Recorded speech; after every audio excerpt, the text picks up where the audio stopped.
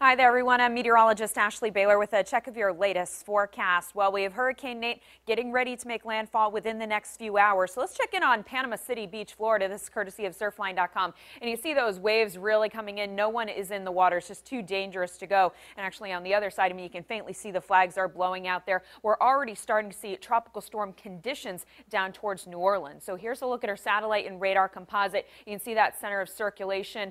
This is located about 140 miles south of Biloxi, Mississippi. So again, it's moving pretty quickly and is going to make landfall within the next few hours. But zooming in a little bit closer, you can see that we already have those outer brain bands that have been moving well into parts of Louisiana, also into parts of Mississippi, and stretching all the way out to Panama City Beach, Florida.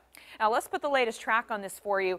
And it's again moving pretty quickly, north-northwest at about 23 miles per hour. It is a Category 1 hurricane with winds up to 90 miles per hour. And here we go towards 1 o'clock in the morning. It'll actually move onshore into Mississippi by then, potentially maintaining Category 1 hurricane strength. So it will likely make landfall somewhere between New Orleans and Gulfport, maybe even Biloxi, Mississippi.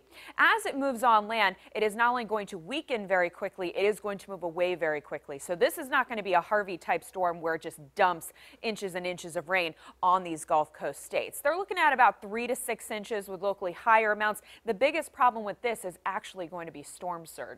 Now, hurricane warnings have been posted all the way from New Orleans out towards Pensacola, Florida. But you can see those storm surge warnings anywhere from the mouth of the Mississippi River over to the Mississippi-Alabama state line. We could potentially see 7 to 11-foot storm surge. So with all that water pushing on shore in these areas that are at or just below sea level, that's where you're actually going to find the most flooding and, unfortunately, the most devastation. Now, of course, they've seen worse, but, you know, this is not something that anyone looks forward to. So they're going to see quite a bit of flooding down there from the storm surge alone, not necessarily from the rainfall.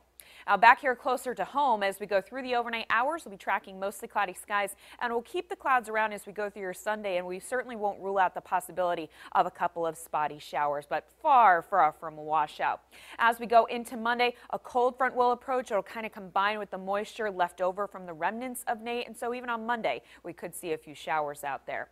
Mostly cloudy and mild tonight, dropping to about 71 degrees, and then tomorrow mostly cloudy with just a few spotty showers and temperatures back in the mid-80s, similar to what we saw today.